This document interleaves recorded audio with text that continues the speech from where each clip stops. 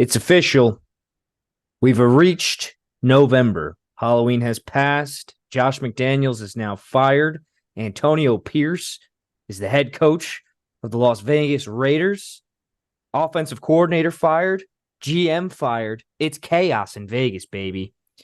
And that's not all. We've also had the trade deadline for the NFL just passed. A slew of trades, a lot coming out of the Washington Commanders front office. This is MnM Going Deep, Week 9 preview. As always, host Kyle McCumber and Cole Mueller. How are you doing, Cole? Hey, it's a tragic week for both of us. More so for, I feel like, the 2-5 Packers. My picks were terrible. Yours were a little bit better for sure. And I think week 9 is the week. Not only for the Packers. Who do the Browns play? Arizona Cardinals. For the Browns as well.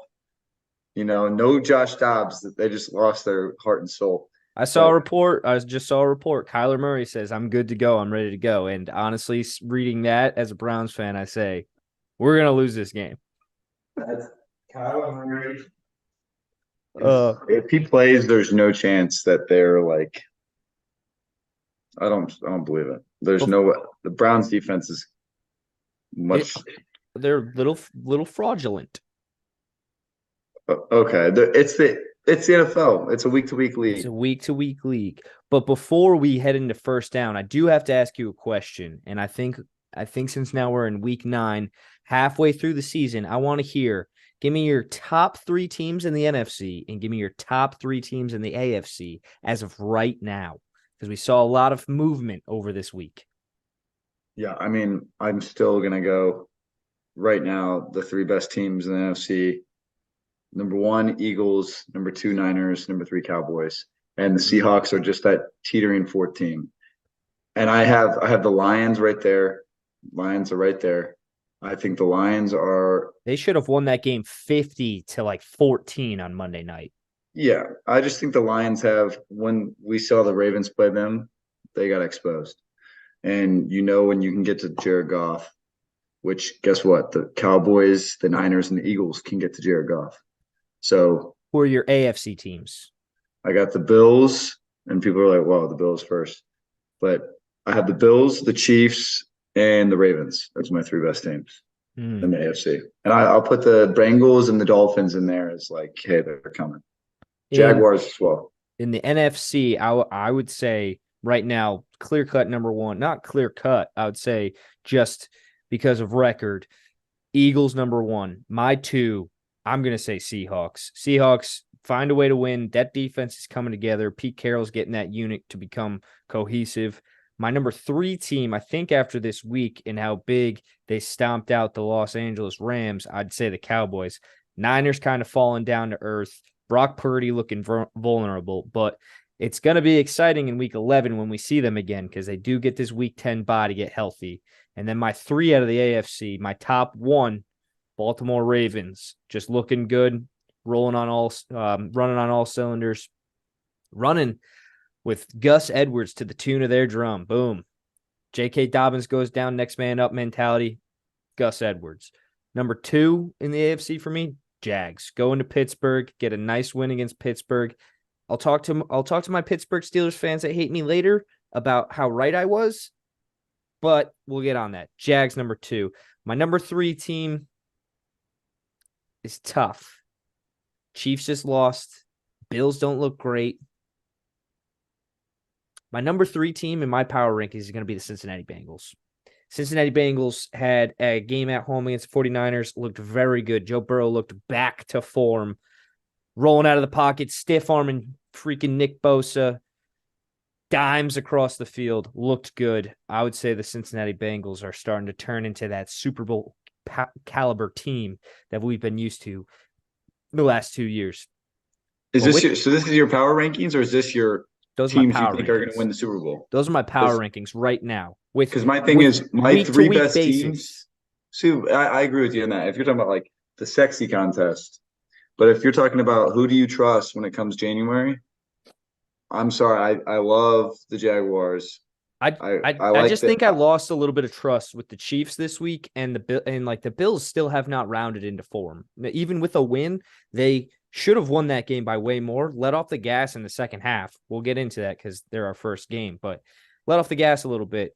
And then in the NFC, 49ers just 3 games in a row have not looked good. I don't.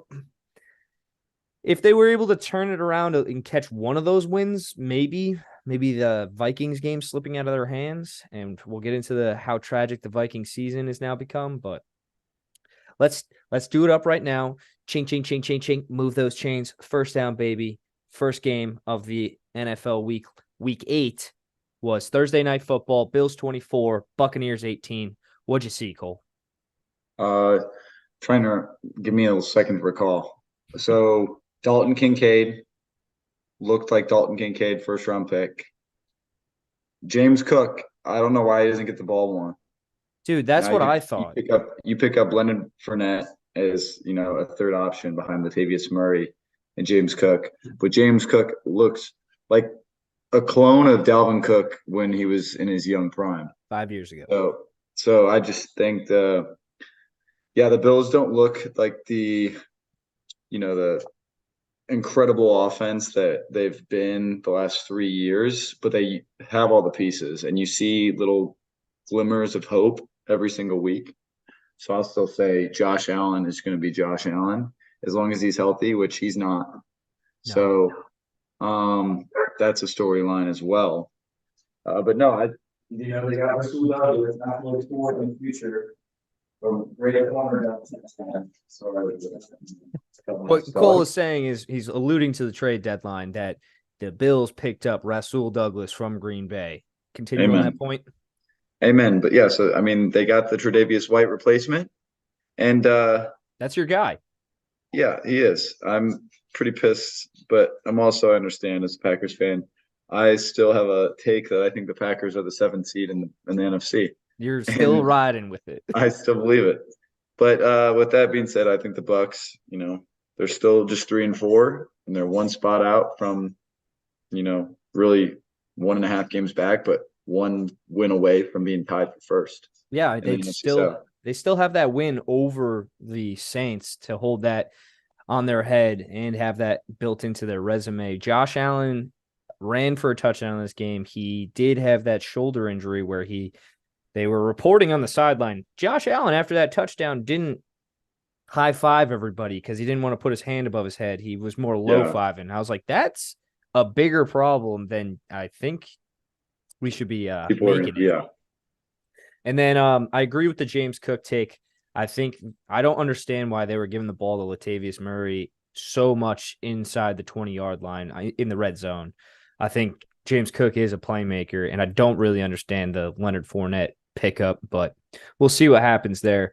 I think the Bills' success relies on Josh Allen spreading the ball around that offense, because I think we see it time and time again when he gets too focused on getting the ball to Stephon Diggs, that offense sputters out. Yeah, I don't know. There's a stat where like every time Stephon Diggs gets 10 plus receptions, the Bills are like 27-2 or something. But if you can, spread the ball around to Khalil Shakir, Gabriel Davis, your 2 tight ends, Dawson Knox when he's healthy, and Dalton Kincaid, that's a better offense. But I don't know, they have pieces. I trust the Bills more than the Chiefs. I do like the Chiefs' defensive front and their offensive line more than the Bills this year. But yeah, I mean, we'll see what happens with the rest of the year. All right, we'll head into the 1:00 slate on Sunday. I think we'll start with probably the most boring game, but our boy Jesse Helms probably wants us to talk about it. Panthers 15, Texans 13. Those Bryce Young fans get a little sigh of relief of Bryce Young knocking off C.J. Stroud, looking a little bit better than him, and getting the win head-to-head against him. Didn't see much of this game. C.J. Stroud saved his fantasy day with a rushing touchdown comparatively to passing touchdowns, but Bryce Young outplays CJ. Yeah, I don't know. Bryce Young, you could have something about with this game. It seemed like it was one of those like get the monkey off the back games from just hearing around sports radio, but neither team was like, clicking. No, neither team was clicking, which is surprising because both were on bye last week. I put a lot of emphasis on bye weeks because I always feel like that's where teams can either turn it around or wheels can come off whenever they have a bye week. Panthers defense looked a lot better. Texans offense looked bad. And I guess you have question marks on both sides, but for Panthers fans, it's nice to get a victory here and there, having 0 going into that game. So we got the 1-6 Panthers versus the 3-4? 3-4 Texans, yeah. Mm-hmm. Not the worst teams in the NFL. Bears fans still rooting against the Panthers very hard. Okay, what we got? The last one was Vikings Packers. You want to go into that? That's a big one for you. I'm going down the line. That's how we went last week. Oh, okay. Vikings Packers. Vikings 24, Packers 10. Give it to us, Cole. We don't have a problem on defense, and I'll say this right now: when I say we, the Green Bay Packers, the America's team, there is no problem they have on defensive side of the ball. Inconsistency. We are the most penalized team in the whole NFL. We have 7.8 penalties per game. That's accepted penalties. We had 16 penalties this past game if you count the ones that were declined. And when I say 16 penalties, it's at the worst time of the game too. So it's like the Packers have the worst. I'm not going to say it's luck because it's fucking execution, but that's what I boil down a lot of the Packers. When you get down to that game, 24-10, when it was 24-3, so it was 10-3, and then at half, right out the gate, Vikings score 17-3, and then just some blunders on offense makes it 24-3. Packers come back like they always do, and they had 4 opportunities within the red zone that they didn't capitalize and get points. So that people are like, wow, the Packers got blown out at home. No, if you're a Packers fan, you saw in that second half, it was just like the offense just couldn't string drives together. And the defense put the ball, we had a blocked field goal, they had a missed field goal. Like we had so many opportunities to win that football game and we didn't. I'm still on Jordan Love's boat. One thing I'll say, we talked about your top 3, and I am a Jordan Love fan. The only reason why I gave that face is because I just saw a report. Like this is kind of why I like doing this. Yeah, like I like doing this on Wednesdays now. Is the report coming out of Green Bay Packers front office is they're now unsure if Jordan Love is the guy. That's not what they said, but it's just you're listening to the Gutekunst. Yeah, they just don't have 100% faith in him anymore, and that's fine. You can write that away.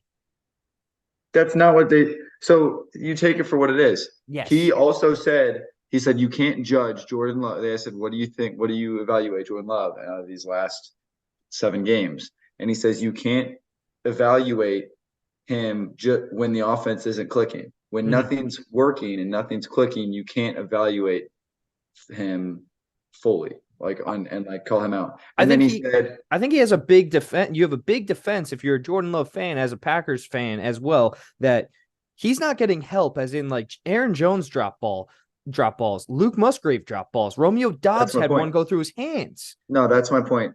And he said 2 drops goes through his hands. My point is, when we were watching the game at PS Tavern, I was like, hey, that was a bad play. Hey, that was a bad play. It was one of those things where none of it was on Jordan Love in the first half.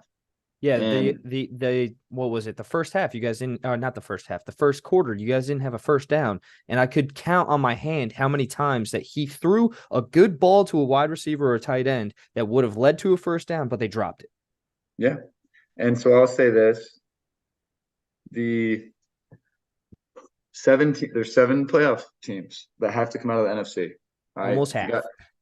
you got the Eagles. They're going to make the playoffs. The Niners, oh, maybe they won't. No, they're going to make No, the you're fucking gonna make playoffs. The Cowboys are going to make the playoffs as a wild card, but they're going to make the playoffs. Okay. Seahawks, they're going to make the playoffs. That's 4 teams. 2 wild cards are taken. All right. Guess what? Lions are going to win the NFC North.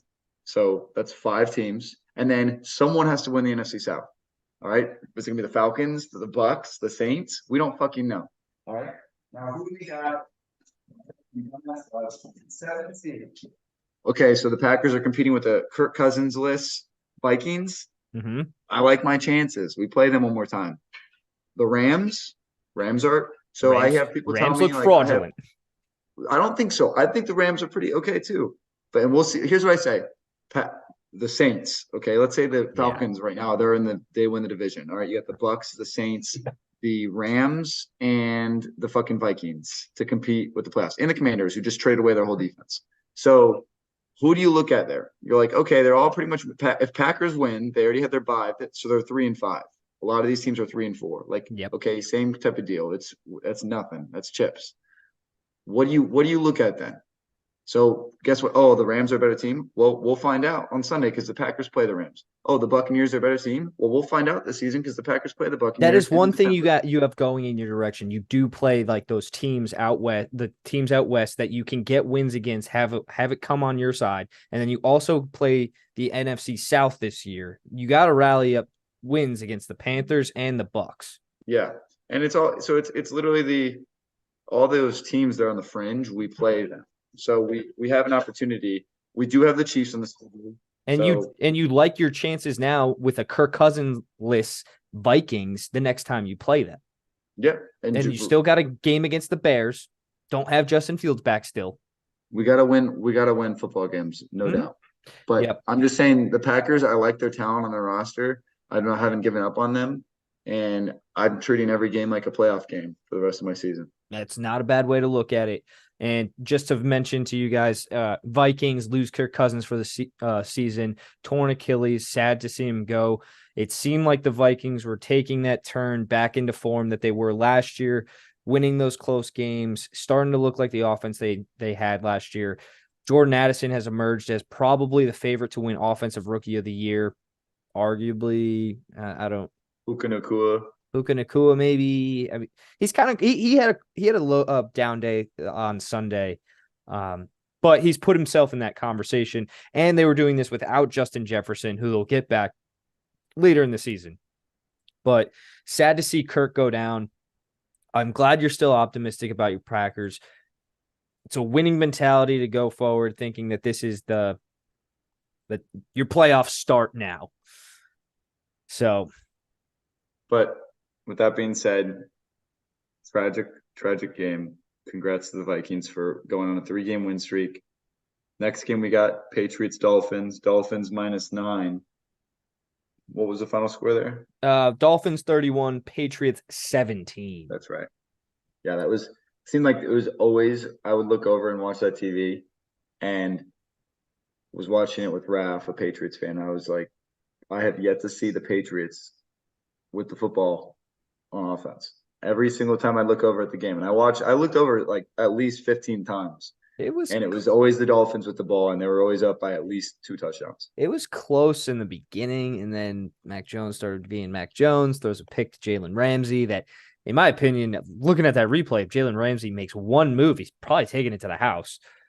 Tua goes 30 of 45 for passing, 324 yards, 3 touchdowns. Jalen Waddle and Tyreek Hill both eclipsed 100 yards. Patriots secondary got cooked. We mentioned it. We've been mentioning it the last couple of weeks that Patriots defense is riddled with injuries, and those guys are not coming back. They're not coming back in the room. Bill Belichick's got to use his next man up mentality. It's not going the same way it used to. But hey, Josh McDaniels just got fired out of Las Vegas. maybe he can come back and right the ship with Mac Jones. I don't see that being not a possibility for them, but Pats aren't great. Dolphins look good. We'll talk about it during our preview for the Chiefs-Dolphins Germany game, but need to mention to you, I have the correct stat, Cole. Yeah. I mentioned to you 2 weeks ago when they played the Eagles, the Dolphins. Mike McDaniel, as a head coach, only has one win against an over 500 team. And that is the Buffalo Bills last season, week 4 in Miami. That's the last time he beat a team over 500. So you're saying the Dolphins are a bunch of frauds? That's maybe they're candy. Like they just can't beat the better teams. They're in that wild card, that ever so long limbo of being a wild card team and not making it into the championship round of the playoffs. But we'll talk about that during our preview, a little bit more during our preview. But Dolphins got to win this week against the Patriots. They look good. Now they head to Germany to play the Chiefs. What we got next on the docket? Another snoozer of a game. Yeah, Jets-Giants, your sneakiest matchup of the week. Not going to lie, kind of was. Kind of was in the end. That last drive, also known as like the worst game of all time. There's memes of talking about how they're comparing this game to having watched this game as the Civil or the Vietnam War. So. Jets 13, Giants 10. Jets win in overtime on a game-winning kick. There were, combined 24 punts in this game? They had more punts in this game than points. Unbelievable. When we did preview this game last week, I talked about how the defenses were going to stand on their heads. Tyrod Taylor ends up getting hurt. Tommy DeVito out of Syracuse comes in at quarterback. Throws up one of the craziest stat lines out there. Throws for -1 yards. You like it. You like to see that. New York's finest. Craziest thing is I'm pretty sure he's starting for them this week. Who do we got at running back? Is it going to be Breida or Saquon Barkley? Saquon ran for over 100 yards. That's right. That's somehow. Right. He had 125 yards, didn't he? Somehow, Saquon Barkley had over 100 yards, and his quarterback threw for -1. That's a crazy stat line, but not much coming out of this game. Jets get another win. Keep fighting to stay in that AFC playoff picture and potential wild cards. And Cole, I know he's your guy. Aaron Rodgers warming up in the sweats. Looking good, jiving. Damn right. We're only 7 weeks from his Achilles tear. Are you a believer that Aaron Rodgers will be back this season? If I saw something that if they are 8-7 or higher come week 16, week 16 if they're week 17 if they're 8-7 or better, then they will he'll play. Like if they have a shot at the playoffs, then he'll play. And I think that's just a report from, that's not like a fact, I listen to the Aaron Rodgers Tuesday every Tuesday, but it's just 17, the fact that he's standing kind of moving around really well this soon after his surgery. Yeah. And he said he's been putting pressure on it every week. Significant pressure. Obviously he's doing, minor dropbacks. He's ready, he said, in maybe about a week and a half to start doing some jogging. And that's then insane. You start to look at what can, considering that most people wouldn't be getting out of their boot for another week. They'd still be in their boot. He's been out of the boot for 3 weeks now? Yeah. So it's pretty cool. You like to see. It's crazy to see. The only thing as a Browns fan I don't like is that we play the Jets late in the season. If we play the Jets and Aaron Rodgers makes his comeback, I just see it. 2 teams fighting for a playoff spot. Jets beat the Browns. Jets look like team of destiny. We'll revisit this in 6 weeks, but I'm telling you, That is a fear in the back of my mind. Let's move on. Next game, Jags, Steelers. Go ahead. Take it Jags away. 20, Steelers 10. Steelers fans, I told you last week that your team relied too much on your defense in order to win these last few games and even games before that. Your defense didn't score a touchdown in this game. Your defense was still pretty good, just didn't score points for you. And look at what happened. Your offense puts up 10 points against a good team in the AFC, and you lose. Your defense is that the ability for your defense to score is not going to happen every week, and that is what you guys are make you think that this team is that good. I would love to see the Steelers play the Dolphins. Dolphins might put up 40, 50 on them. 50 burger. Jaguars look good. I'm telling you that right now, Jaguars defense is a lot better than we've been giving them credit for. They were out without their number one safety, Cisco, and the guy they call Dewey gets a big interception to kind of seal the game, and then he steals the terrible towel. Bigger story out of this is Kenny Pickett goes down with a rib injury. A lot of people were upset about calls by the officials in this game. Listen, it happens to everybody. It happens to everybody in the NFL across the season. It happens. You didn't lose this game because of the officials, Steelers fans. I hate to break that to you. You lost this game because you don't have a good offense, and your offense can't score points. Jags, I don't want to say the Jags have an underrated defense like you. I think people know they have a lot of talent. I think they're more known for their offense. And you're finally seeing like both sides of the ball playing well at the same time, and that's why they're 6-2. And probably one of the most well-rounded teams right now playing football. Like you look at like the Jags, compare them and like them to the Seahawks in the NFC. Just one of those well-rounded teams playing good sides. Not a bad part of their football team that you can see. And it was October, now it's November. The Jags are phenomenal, early on in the year, the last couple of years. This is their best start since, 94? I think it's like 94 or 92 or something like that. They've had 3 winning seasons in like the last 20 years. And this is their most winning season. Yeah, but they weren't around in 94. I saw a stat. I can't remember what it was.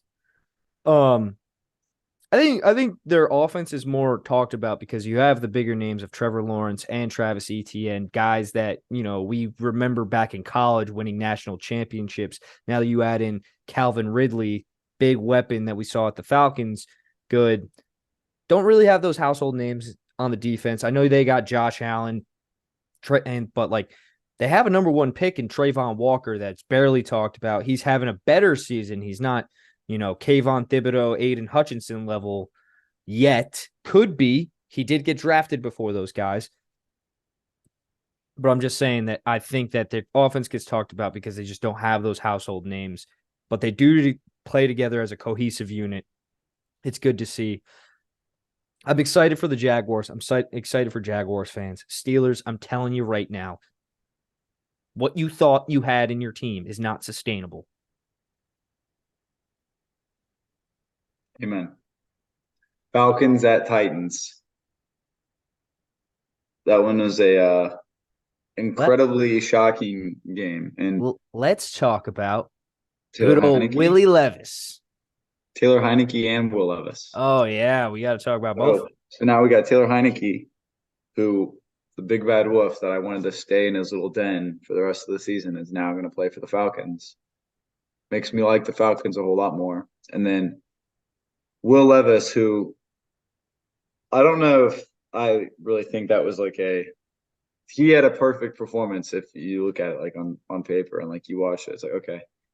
I don't think some of those throws were all that impressive. I mean, DeAndre Hopkins is wide open on 2 of them. That's what I was going to say is like, you're not fitting that in under pressure. Like what was the Falcons defense doing? That game embarrassed me that the Packers lost to the Falcons and the Titans with Will Levis. Put up 28 points. Shredded them. And like, yeah, Titans were at home. Like, yeah, sure, 28, Packers scored 20, but yeah, regardless. This game it ends 28-23, but in my opinion, there was no fear that the Falcons were coming back and winning this game. Yeah. Will Levis, 4 touchdowns on the day. DeAndre Hopkins returns to form, catches 3 of the 4 touchdowns Levis throws. That's the story this week, that Will Levis probably is going to start the rest of the season with the Titans selling off some pieces. Could be, could not be. He's at least starting this Thursday night. They're playing the Thursday night game, and it's good that we did the Steelers game into this Titans game because it's Steelers-Titans for Thursday night. I'll talk about that when we do the preview of what I just said. Taylor Heineke scares you as a Packers fan with your whole wild card hope, because I do think Taylor Heineke can get more out of the stars on the Falcons offense. Your Kyle Pitts, your Drake London, your Bijan Robinson. And he's just a baller. I think people forget he brought the Commanders, who were at that time called the Washington Football Team, to the playoffs, and they gave the Tampa Bay Buccaneers a little bit of a fit in that first round wild card game. I think they should have fucking won. That wild card game? Packers would have won the Super Bowl that year. Yeah. Yeah. Besides that, Texans at Panthers. We already did that one. We already talked that fucking game. We went out of order. Rams at Cowboys. Jeez, the fucking wheeze. The Rams, that was, hey, they're going to come back and beat the shit out of the Packers this week. That's what they're going to do. But Cowboys looked absolutely dominant. CD Lamb is the truth. And Dak Prescott, he's a rhythm guy.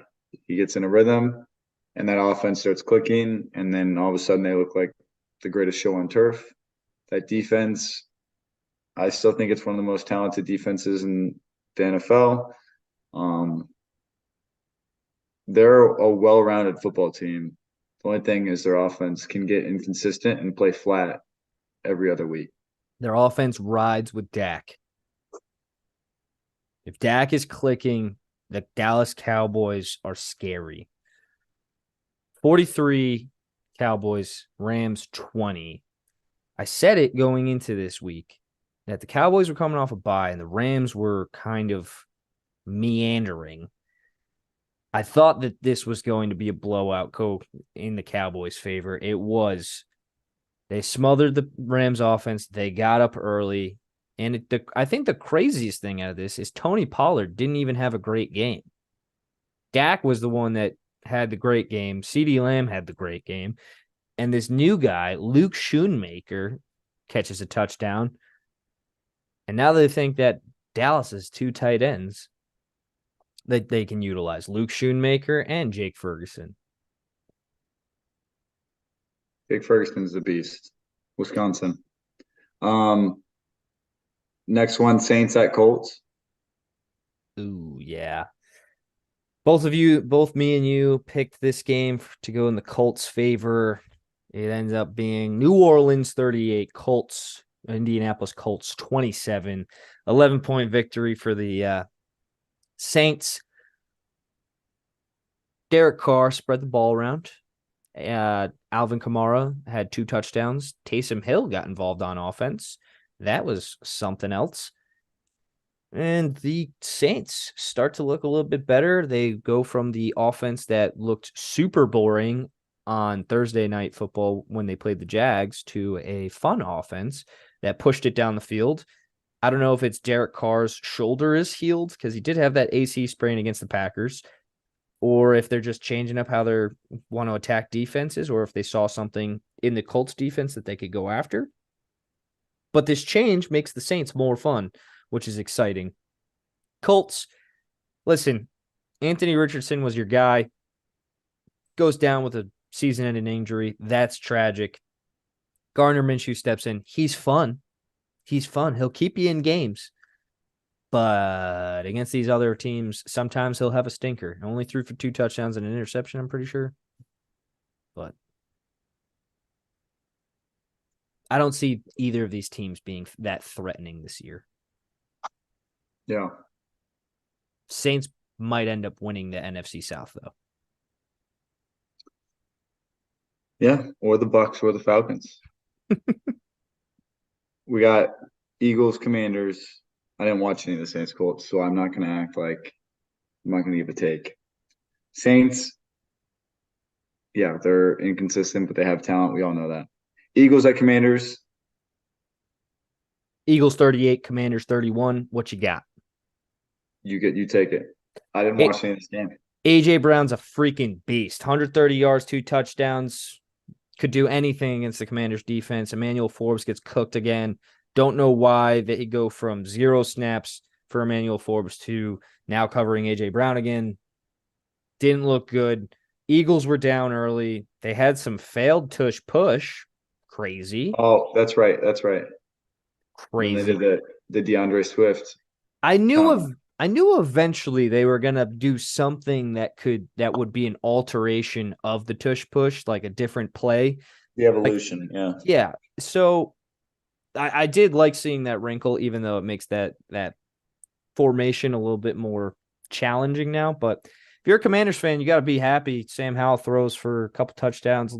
Offense looks good. Now your problem is your defense, and now you trade away Chase Young and Montez Sweat. Montez Sweat going to the Bears. Chase Young heading to the 49ers. You're happy as a Commanders fan getting a second and third round picks for those guys, but your defense is not great. And you get rid of 2 of your good defensive linemen, and your front 7 was your strong suit. Yeah. I'm trying to think of what you can do now with the Commanders is like a fan base of thinking you had the roster minus the QB. It's just now I think it's you have the QB, you don't have the roster. You got a ton of offensive pieces. You do, but Sam Howell looks good, man. I don't think he looks bad. I think he's formidable.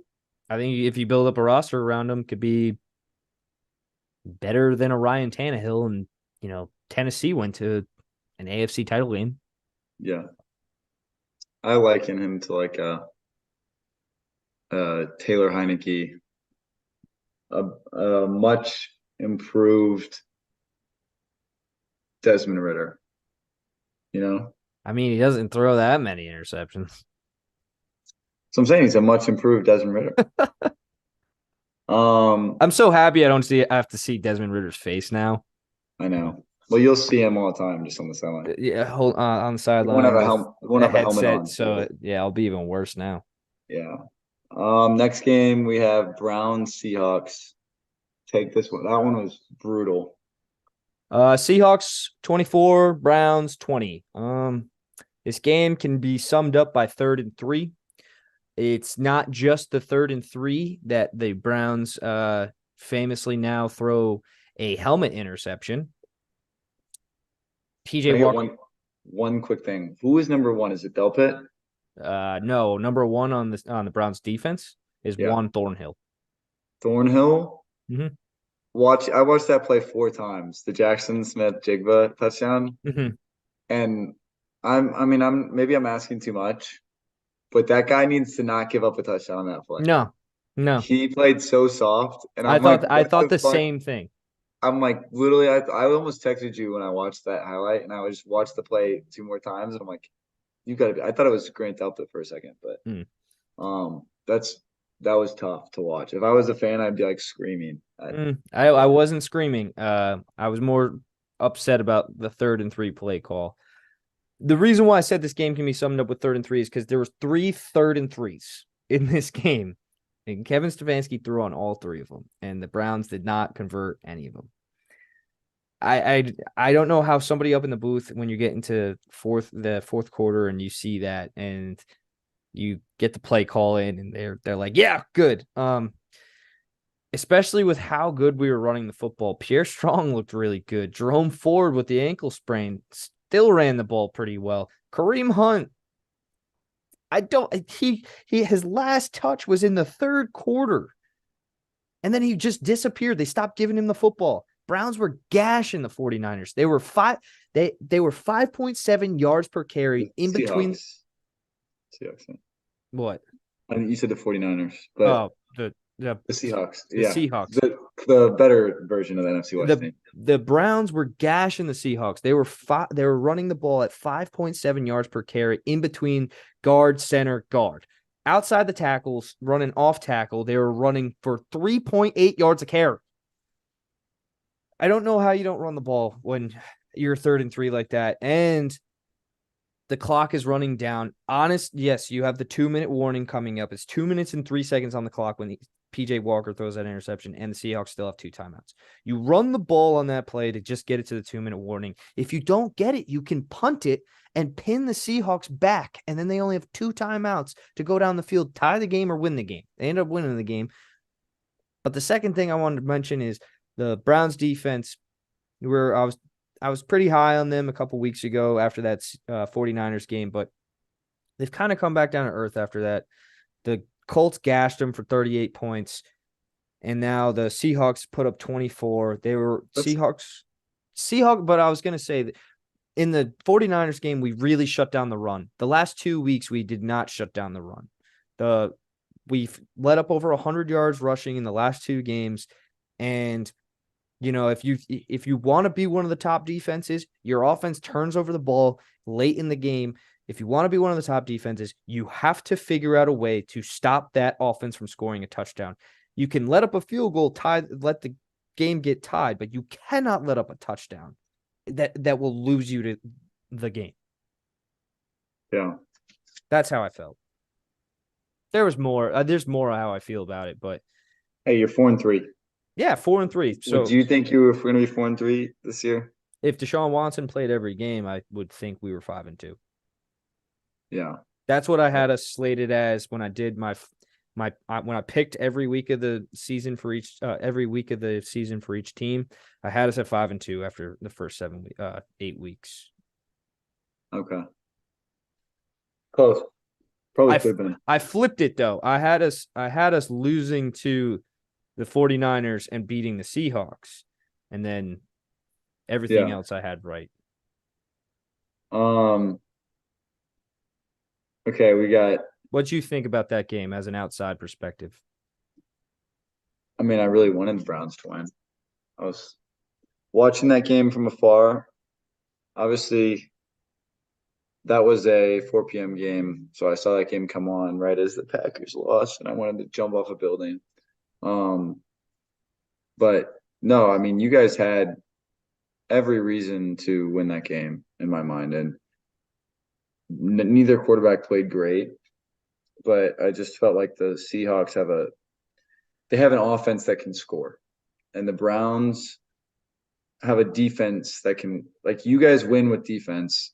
The Seahawks win with offense. Seahawks have a better defense though than your offense. You know what I mean? It's like one of those things where I think the Seahawks are a really well-rounded football team. Do I trust them deep in the playoffs? No. The Browns, you guys have like a lot of. I think the Browns can beat any team in the NFL this year. Yeah, I think so too. I mean, I think in my mind, you beat the 49ers at their peak, and you've got to hang your hat on that if you're the Browns. And what's Deshaun Watson's outlook? So it is Wednesday. We are recording on Wednesdays now, just to get a little more updates. Deshaun Watson practiced today. Something that was pictured in that practice is Jimmy Haslam, the owner of the Browns, was on the field watching Deshaun Watson throw, and he was making Deshaun Watson throw the ball. I think he is a little bit overstepping now from being an owner now to being like, I'm paying you $230 million, dude. You're going to throw the football. From the clips that they posted, looks fine.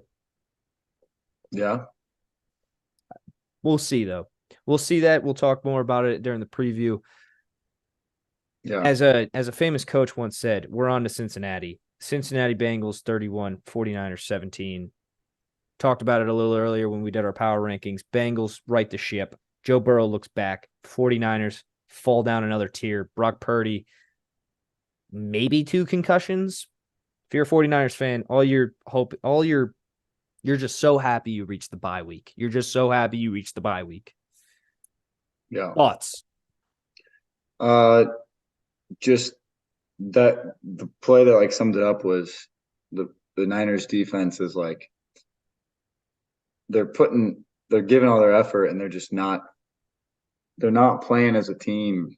It's like when they're getting to the quarterback, their secondary is giving it up. When their secondary is playing well, their defense just can't, like, their pressure, their front just doesn't match up. And I remember that one play where Burrow gets out of 3 sacks. Like, that wasn't, I don't know if you saw that play. Yeah, and then I was watching that he live. throws a Yeah. dot to T. Higgins for the first Yeah, down. yeah, on 3rd and 11. Like, that was incredible. And that was insane. But yeah, that was cool. I'm happy for the Bengals. Like, we always talk about how the Bengals, they start slow. We're talking about that week 1, week 2, week 3. And, here they are. What are they, 4-3? Yeah, they're 4-3. 4-3 or 3-4, something like that. They ain't 3-4. Yeah, I was just saying, I mean, it could have been close, but I feel like I knew they were 4-3 because I was looking forward to the Bills, Bengals, 5-3, 4-3. But yeah, so they're right back in it, and you knew they were gonna be a playoff team. If I'm a Niners fan, I'm still not worried yet. It's also because I'm a Packers fan and I've gone through streaky seasons. But yeah, that's what I got on that one. What do we have? Next one was the Ravens Cardinals. Ravens 31, Cardinals 24. Gus Edwards. Closer game than what people were gonna think it was. I was Did you watching that game too. see the end of this game? Yeah, I mean they made it like a game at the end, but it was just like one of those things where the money wise on the over was like that was perfect. The money wise, kicking the field goal to cover the spread, people were probably losing their fucking mind. Which spread? So the spread was 8.5. They end up winning by 7. They kick a. I don't remember. I want to say it was as time expired. The Cardinals kicked a field goal from being down 10 to cut it to 7, and they covered the spread. Yeah, I don't know. I left with 10 seconds left in that game from the bar, but there was a lot of Ravens fans there, and they were frustrated at times in that game for sure. But I still think the Ravens are one of the most well-rounded teams as well. Lamar Jackson still is playing good football. He's like, honestly, I think he's a top 3 MVP favorite. Yeah, he's playing really well. So I don't know. That was a Cardinals didn't just roll over, but nope. It sounds like either Clayton Tune or Kyler Murray this week. Don't, and obviously they traded away Josh Dobbs to Minnesota. Yeah.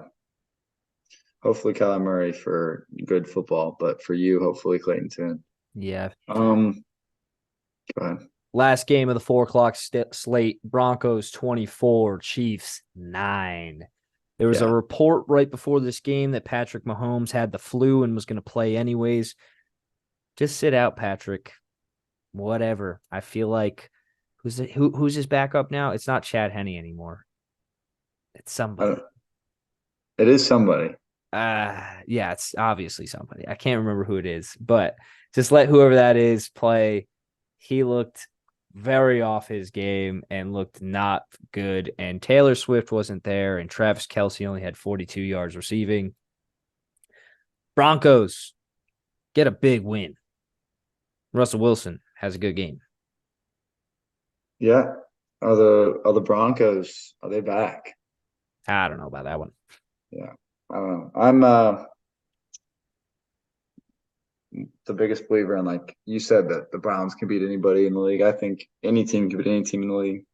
And yeah, I mean, this was kind of like a trap game, but Broncos, you're looking at they lost by 50 points 4 weeks ago, and now they are, you know, they're on a 2-game win streak. Packers thought they lost to the worst team in the league. Now the team with the best record in the league loses to a team that 2 weeks ago was thought to be the worst team in the league. And, the Dolphins, who beat the team by 50 points, now goes to play the Chiefs, who just lost to the team that they beat by 50 points. And now it's like, all right, the Chiefs are probably going to beat the shit out of the Dolphins somehow. Like, that's how it's going to work. Chiefs are favored. So it's just, you never fucking know in this league.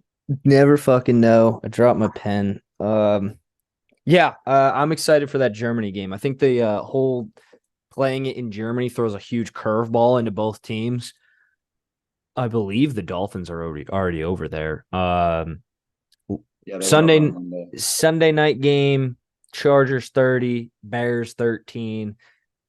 Tyson Badgett falls back to earth.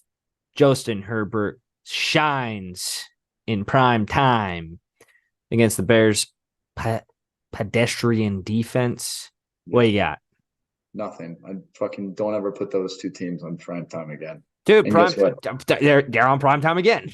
Yeah, I was gonna say they are. And hey, look, the Chargers, it's like they're that off-brand, like, fun team to watch, like fucking get a fan base and then fucking put them on prime time. I don't have fun watching the Chargers. I feel like I'm in pain every time. It's like every year though, they're like the team that's like the sexy pick. And like this year, I don't think they were the sexy pick. But Chargers have some really good players. And they do, but I just feel like it's the same thing every year with the Chargers. Everyone believes in them. They drink the Kool-Aid, then they lose to some terrible team.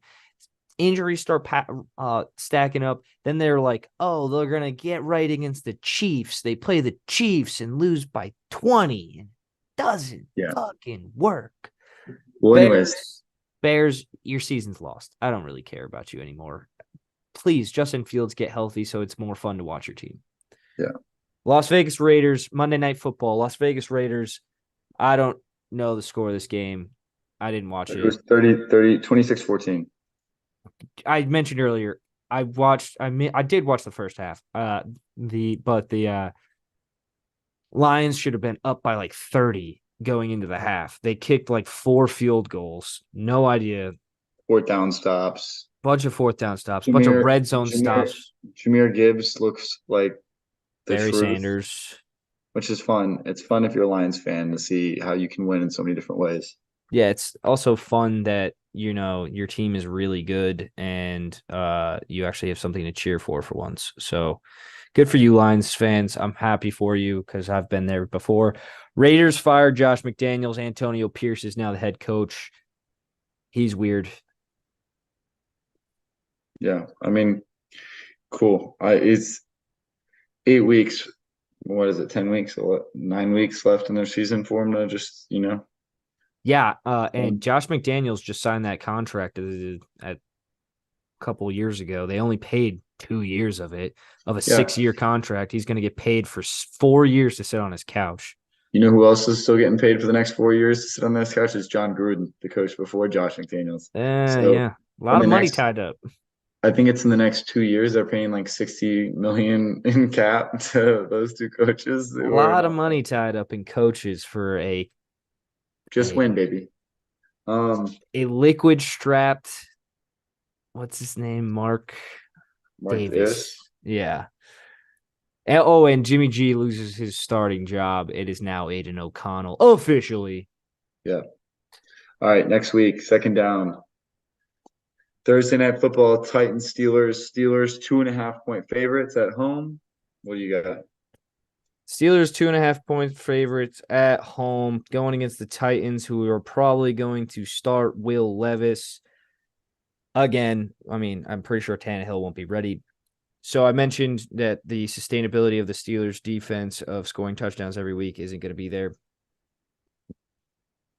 It's just going to be poetic justice that on this week, their defense will score a defensive touchdown against a rookie quarterback. I think the Steelers will end up winning this game just because I said all this garbage about their team. But if they end up losing, this could be the sign of the wheels coming off for the Steelers. Yeah, I like the Steelers in this game. I know you're the biggest Steelers hater. I just think they have so many like potential players on their team, and the Titans, I think they're both well-coached teams. They could both lose bad to any team in the NFL, and they could both surprise. And I think both teams could win against anybody and lose against anybody. And we're going to say that about every fucking team in the NFL this year. But Steelers are at home, and I don't think they're going to get hit in the mouth again. And I think Will Levis, if he plays against that veteran defense, that's what I think I give the Steelers the edge on. But yeah, TJ Watt will get a strip sack on him or something. He'll hold the ball for too long. It'll be a close game, but I think the Steelers will take this with the home crowd. Mm-hmm. Those terrible towels will be swinging, and Renegade will play. On to Germany. Yeah, Dolphins Germany at Dolphins, Chiefs. Chiefs 1-point favorite. What do you got? 1-point favorite for the Chiefs. As I just mentioned, Dolphins head coach Mike McDaniel is like can't beat an over 500 team in the NFL. This will be the exact moment that this flips. Chiefs look down right now because of their loss to the Broncos. Dolphins just smacked one of their divisional opponents by 14. I'm surprised the Chiefs are 1-point favorites, but with how great they've been over the last couple of years, they're not going to be underdogs. It's Tua, it's Tua versus Mahomes. It's Andy Reid and Mahomes versus Tua and Mike McDaniel. And it's like the proven vets versus the up and comers. Mm-hmm. And that's why I think it's the 1 point. But I mean, who knows? I like Chris Jones. Chris Jones gets 2 sacks. That'd be interesting. But all right. The game after that, we'll start with the first 1 p.m. game. Rams at Packers. Packers continuing to be favorites in football games, and they are -3 against the Rams. So, I think the first half line is Packers have the worst first half team in the last 45 years of NFL football. In my mind, whatever that first half line is, I'm hammering the under for the Packers. I'm hammering the spread for the Rams, and I'm gonna stop going on the Packers because the last 2 weeks I picked the Packers and it hasn't worked for me. And like I'm gonna keep saying, this is a playoff game for the Packers, and the Packers can beat anybody. If the Packers can score on the first drive of the game, it's a different football game. If we can score in the first 2 or 3 drives of a touchdown, it's a different football game. It is. If we get the confidence on our offense clicking early, we know we can score late. We're at home. The Rams, they can score against anybody. They have an underrated defense, great coach, great scheme, and I give this game to the Rams. I don't know why it's Packers -3, but that's what I got. You're so optimistic, and I love it. I love that you're still in this. I don't understand. I do agree with you, though. I in this sense that if the Packers figure out a way to score early in the game, this will automatically flip back in your favor because I've watched every Packers game with you. They start fucking slow. And I don't know why, because they do turn it on in the second halves of these games. These second halves are fun to watch. Every Packers game has been a fun game to watch in the second half, and the first half has been miserable. And the worst thing about this is that you and I both know a little bit about football. The first drive of each game is scripted. Like the quarterback and the head coach know the exact plays that they're going to call. They can't figure it out. I feel like that drive right there. But it's penalties. It's penalties, and it's drops, and it's like Aaron Jones. Like, it's not Jordan Love, and it's like What the fuck? We have our veterans like Elton Jenkins doing a false start. Like, what the fuck are you doing, man? Like, And Aaron come Jones here. dropping a pass. Yeah, I don't know, like we're running the ball. It's it's just like we can't string a drive together, and you got to put it on coaching. But I like Matt LaFleur. So many Packers fans are like acting like the world's over, and they're like fire everybody, and they're furious, and it's miserable to listen to like Packers podcasts and look at the comment section on Packers shit because all I want to do is just shit on the team. And like I'm a little bit more like, hey, let's play it out and let's see. But that's regardless. Next game we got Seahawks Ravens, the 5-2 Seahawks going on the road to Baltimore, Maryland to play the 6-2 Ravens. Ravens 6-point favorites, which I think is a lot. 6.0. So they're at home. I get that. In my mind, this is like one of the best three matchups and really like best four matchups because I think there's four premier matchups in this week, and we'll get to the others. But I mean, Chiefs, Dolphins, that's one. Seahawks, Ravens, this is two. Buccaneers, Cowboys, Texans. Cowboys, Eagles, Cowboys, Eagles is three, and then Sunday Night Football, Bills, Bengals. Like Yeah. those are four. Like all eight of those teams are like they're all going to be playoff teams, and so it's really it's eight playoff matchups that you get, or four playoff matchups. My bad. But yeah, I like this is going to be a fun one. I think this will probably be one of the better games of the day, just because of both offenses can score, both have good defenses. I'd have a hard time believing if this was a blowout.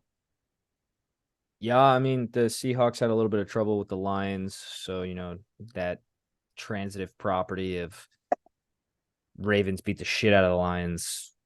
Maybe that's this 6-point spread, but I maybe that's it too. That Lamar Jackson has a ridiculous stat line against NFC opponents. That too, but 6 points is a lot in my opinion, unless they're just looking for another blowout. These are two solid defenses. I'd look for it to be a closer game than 6. Yeah. Next one, Cardinals at Browns. Browns 8-point favorites. God damn it.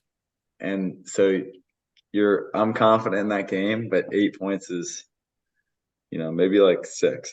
I mean, the Ravens just won with a 7-point spread. Like they only covered 7 points. Yeah. Browns got throttled by the Ravens. DTR did start that game, but anyways, Deshaun Watson, we mentioned it earlier, is practicing. This is Wednesday. Not sure if he'll start for Sunday. I would actually prefer he sits out another week if he's getting close to playing because we play the Ravens next week. So I would prefer he sits and we go again with PJ Walker. And honestly, part of me is like, PJ Walker's fucking fun. Is he going to turn the ball over or is he going to throw for 500 yards? Because he can do either. Yeah.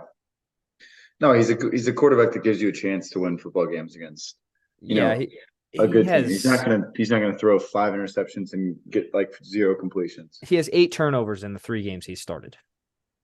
Okay, but he's put points on the board. And he's 2-1. Yeah, he's put points on the board. Yeah, not one of the better matchups, but if you're a Browns fan, this is like you're looking at this as like we hey, have to win this game. If you're gonna make the playoffs, this is like, are you gonna make the playoffs or not? If you want to make the playoffs, you have to win this football game. Yeah. 100%. If we want to be in the playoffs, we have to win this football game. That's why this is a must-win for the Browns. And if you were in the NFC, you could afford to lose you could have like one of these mishaps, but in the AFC, it's too tight, too many good teams. And then our division too. Yeah, for sure. So an important matchup. That's why I think it's better than advertised, but I don't think a lot of people are thinking this is going to be close. Next game we have Buccaneers at Texans, 3-point favorites for Houston, surprisingly. Ironically, there are only 2 matchups this week that the home team is an underdog.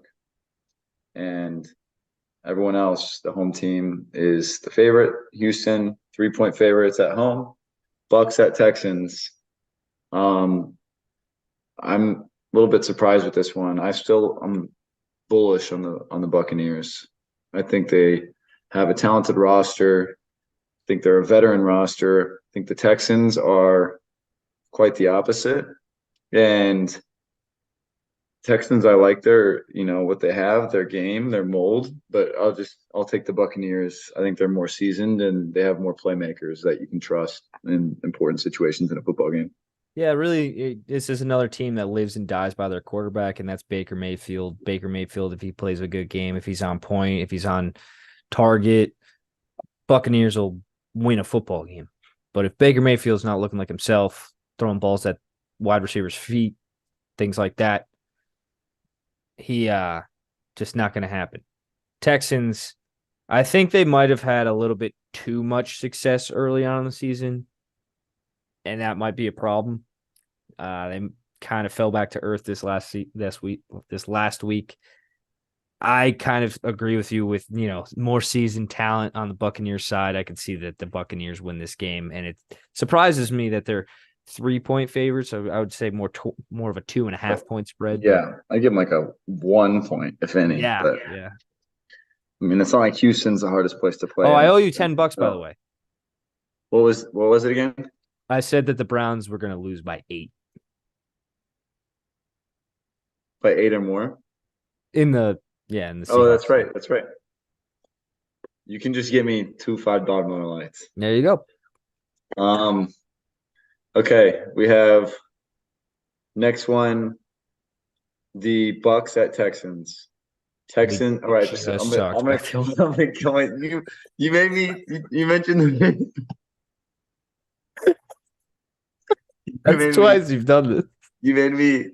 You talked about the Browns, so I just went back to autopilot. The Bears at Saints. Saints 8.5 point favorites at the Bears. I'm all but not surprised. If is Justin Fields coming back this week? Dude, I have no idea. He's on my fantasy team, but if that could become a game only if Justin Fields plays. He has the ability to, put the Saints up, but the Saints look good. Like they were lights out. You really don't fucking know, and we'll fucking find out. Wednesdays they post the injury report, so we should get a report that he practiced or was limited in practice today. Did you not get a notification for that for him being on your fantasy team? He is questionable, but okay, so that's better than it was the last week. He won't dress for this game, based on feedback from Coach Eberflus. Wow, 3 weeks, no projected 0 points. So yeah, well, I like the 8.5 points. I'm not going to pick that game because I don't like doing games over 8-point spreads. But yeah, you got anything? No, I got nothing. Vikings at Falcons. Good game in my mind. Falcons 4.5 point favorites. I see why. I like Taylor Heineke. They're at home in Atlanta.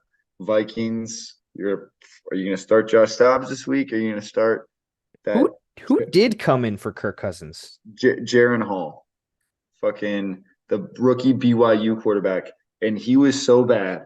As soon as he went in and I saw how bad he was, I was like, Packers can get back in this. I was like, they're not going to score or maybe get one more. They might not get a first down the rest of the game, and they only got 1 first down the rest of the game, or maybe 2. But that was the second. It was early in the second half. And I was like, the Packers are very much so alive. And I hated it. They're back Kirk. In this, baby. I hated it for Kirk, but I was also like, man, that's the Vikings would much rather have lost this football game and kept Kirk Cousins for the year than won this football game and not have Kirk Cousins. That's just how I felt. It was damn, you cannot be happy as a Vikings fan after today. We go from Desmond Ridder versus Kirk Cousins in this game to Taylor Heineke versus probably Josh Dobbs. I think that's why you get 4.5 points here, because I think this should be probably a 3-point spread. It's just Josh Dobbs going to a new offense that hasn't been a part of, doesn't know the playbook in 7 days. Yeah, well, I mean, I think it's a Falcons -7 if they have the guy that they have. Jaren Hall plays. Yeah, so if he plays. I'm already. Pick one for both Cole and Kyle. Falcons 4.5. Yeah, actually stayed away from that game. But oh wow, because I like the Vikings as a team. But anyways, and the Falcons are inconsistent too. Their defense put like dick. Falcons are at home, Commanders. though. Yeah, sure. Commanders at Patriots. Patriots minus 3.5 at home. I mean, Commanders, I think there's a lot of like, oh, they lost their defensive pieces. Patriots are a better team than they're like the most unfun team to watch. But they also won't just like make stupid mistakes throughout. You know what I mean? Like they're also gonna have, they're not gonna fucking lose football games. They're gonna make you win a football game. Mac Jones does a lot of dumb things. Yes, but you can also like if you're not down by 2 touchdowns, you can make Mac Jones not do stupid things. Yeah, I feel like that's a much more interesting matchup than people probably will take it for. Sam Howell versus Mac Jones. I think the Patriots are just favored because they're home, and the Commanders just traded 2 of their defensive pieces away. Yeah. But the Patriots secondary got shredded, and Jahan Dotson, Curtis Samuel, and Terry McLaurin, give it to me. Yeah. High scoring game, maybe. Yeah, maybe. Maybe it's not. only a 40-point over-under. Yeah, I mean, it could be bad weather, and Patriots aren't going to score a lot of points, and I think they're going to probably have a stout defense, but you never know. I could be completely fucking wrong. I'm taking the over. Okay. Colts at Panthers. First 4 p.m. game. I like this game. Why? Why is this a 4 p.m. game? This is the who's the fucking coach? I'm gonna lose my fucking Frank mind. Reich. Frank Reich game. Frank Reich revenge game. So like Frank, I like the Panthers in this. I didn't pick this game. The Panthers are 2.5-point underdogs. You like the Panthers? You've been talking about Gardner Minshew like for 3 weeks now. Yeah, but I'm telling you, I also did I not call the Panthers to win? I did. You did. You did. I credited you. So I'm just saying, I think the Colts are kind of reeling a little bit. Their defense can't stop anybody, and the Panthers, that's a great recipe for a rookie talented quarterback. And yeah, it'll be a better game than people think. Okay. All right. I'll take that analysis. You're not giving anything? Okay. No. I'm honestly going to tell you all right now. That's probably the game I will have the least amount of facts about when we come back next week because I won't watch it at all. Look at it at all. Giants. Well, the unfortunate part is the probably only one game people want to watch is Cowboys Eagles at 4 Yeah, p.m. that's the other problem is with these 4:00 games because Giants fucking Raiders. Yeah. Giants at Raiders. Raiders 1.5-point favorites. Another terrible matchup. I think people are going to tune in because of, hey, let's see how Antonio Pierce and that system turns out. Like, are they going to play inspired? Are we going to see Devontae Adams like lose his mind at like another overthrown pass from now Aiden O'Connell? But yeah, I'm surprised. I would think the Giants would be the team you'd pick in this game. It's like, Tommy DeVito. Is it? Yeah. Okay, then never mind. I'm pretty sure Tommy DeVito is starting. I saw that they raised him up from they like signed him back to the active roster again. I don't know if Tyrod Taylor will be able to play, and I don't know if Daniel Jones will be back either. I'm pretty sure Tommy DeVito is starting this game. Well, we'll see. Maybe the Giants run the ball every play and the Raiders run the ball every play. Yeah, it's just a fantasy owners would like that. 40 carries for Saquon, 40 carries for Josh Jacobs. Little wrinkle into this is Antonio Pierce ended his career with the Giants. He was a Giants player for I thought most of his career. I'm pretty sure he was with the Raiders too. Was he? I think that's why he was there. I'm not 100% confident in that, but okay. And then we got Cowboys at Eagles. Eagles 3-point favorites at home in Philly. This is gonna be a really good game. I'm excited about it.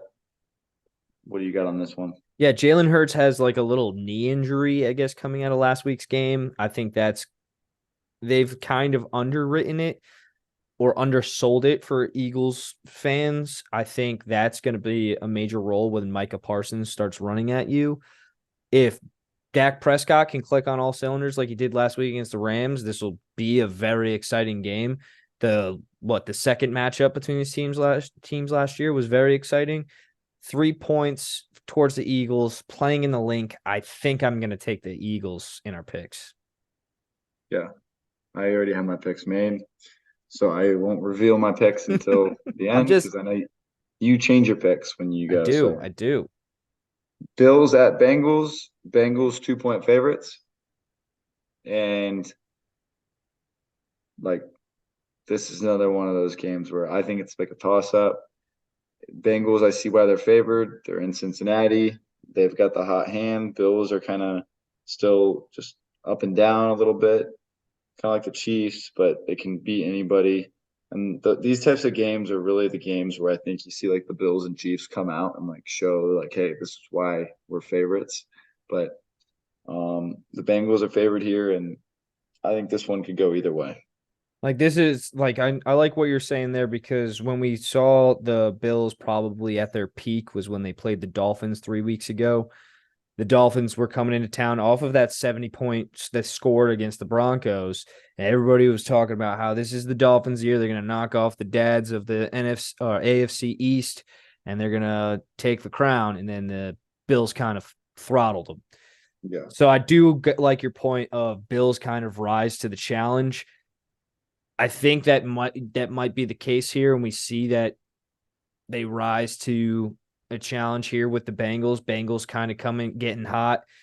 They lost to the Bengals last year in the AFC divisional round. I think they have that in the backs of their mind where they looked bad in that game and they did not look like a competent team. And the Bengals kind of smothered them in their own stadium. So I think Bills fans have this in the back of their mind about that game. And they also have, we need home field advantage in the playoffs. And in order to get it, we got to beat the Bengals.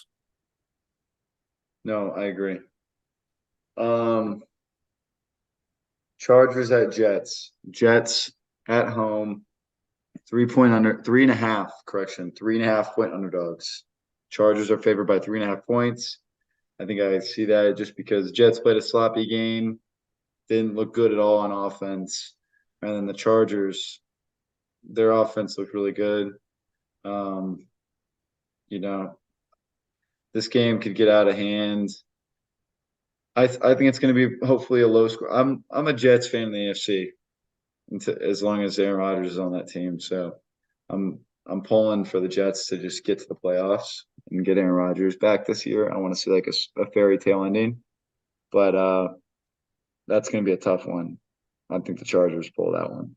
If both teams could lose, I would pick that because of just the Browns' standpoint in the AFC standings and like wild card things and like that. I still think that the Browns have a chance at winning the AFC North. It's just an uphill battle having 2 losses against the Ravens and the Steelers. But I want to say Jets in this game. Maybe it's them being at home, maybe it's just their defense, but I just don't like the Chargers. Like, they are not a good football team. They don't put it together. I don't like Brandon Staley as a head coach. I really thought that they might lose to the Bears last week. Maybe it's the Jets. Yeah. So now, with that being said, if we finish second down, the preview of Week 9, it's crazy that we're already in a Week 9. Right. But we got third down, locks, and upsets on the year. So your last pick. Oh my God, yeah. Your lock was Cowboys, great pick. Cowboys over the Rams.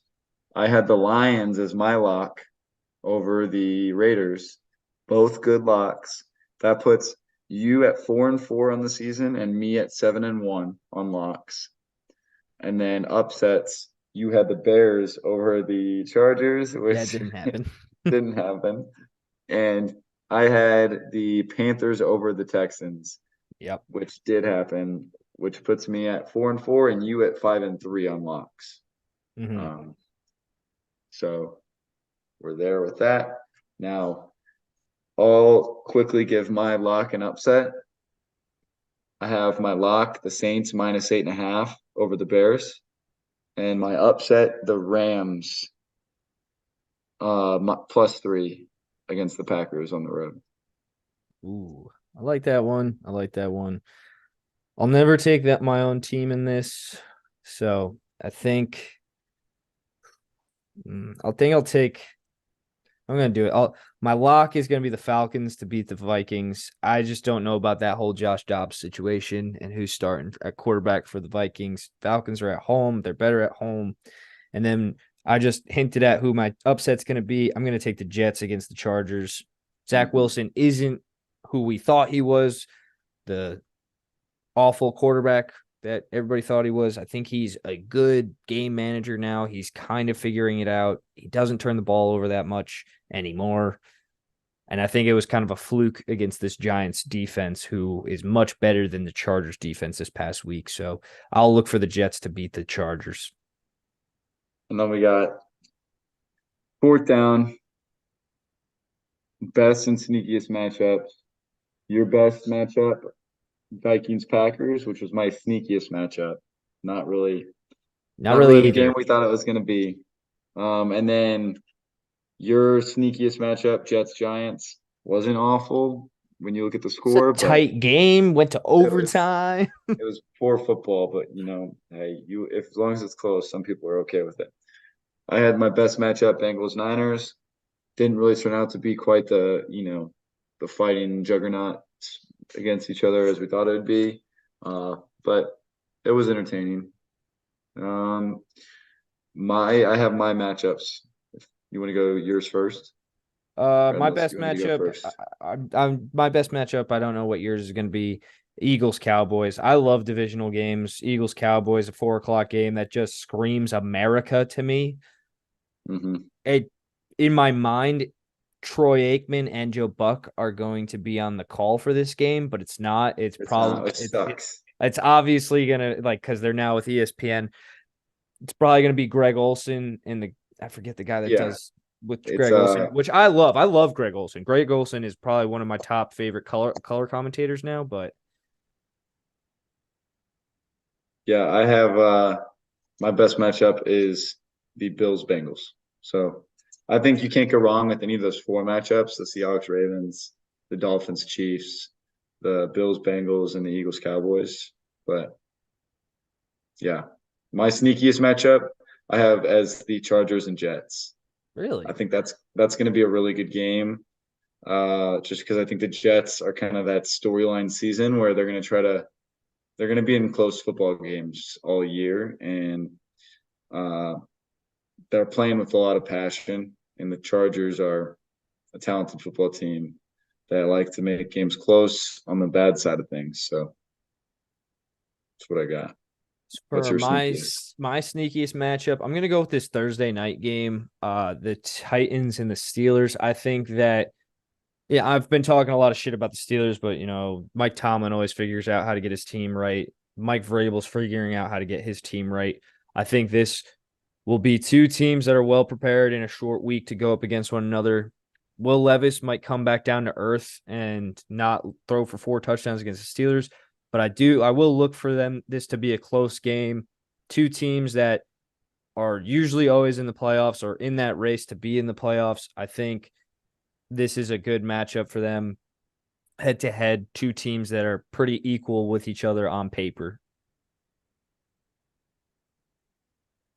And then we go to our pick 6. I'll go my first one. First one I have the Steelers -2.5. Steelers -2.5 for Cole. Wait, hold up. You have the Steelers too? No, you said that was your first pick, so I'm writing it down. Yeah. We have to go back to Viking. You had the Vikings last week? Yeah, I can't hear you very well. Shit, am I on the? Can you hear me now? Yeah, there you go. You had the Vikings win. That's a win. So I'll run it down right here. Colts loss, Jags win. Yep. Texans loss. Yep. Bengals win. Yep. Titans win. Yes. So that puts you at 4-2 on the week. 4-2 on the week which puts you at 26-22. And now I went 2-4 on the week because I had Packers loss, Colts loss, Eagles win, Seahawks win, Niners loss, Bears loss. You narrowly escaped those 2 wins too. Yeah, I know. So by half points. So Yes. I am 26-22. We're both 26-22. You've caught up to me. And now we can set a pick. So I have the Steelers -2.5 as my first pick. I also have the Steelers -2.5. Okay. And then I have the Seahawks +6. Wow. Cole's going with another big spread here. But you're taking the points. I like that strategy. I don't think the Seahawks are 6-point dogs. Yeah. I like that strategy. Second pick for me, I'm sorry. I just like this spread kind of in this game too. +3 Rams. I also have the Rams +3. So that's my third pick. My third pick, Go ahead. I hinted at this one. I think that they might win this game outright with their talent. +3 Buccaneers. I also have the Buccaneers +3. So that's Jeez. my other pick. That's my fourth pick. And then I have, or you go give your fourth pick. My fourth pick, I think it's your fifth pick, -4.5 Falcons. Nope. All right. But I bet I have the other one. You're taking. So I have the Eagles -3. All right. I've been going back and forth with this last pick. We have 2 more. Yeah, I know. I already have my last one. I do it in time. Yeah, I do too, except for I messed up this time. I really like.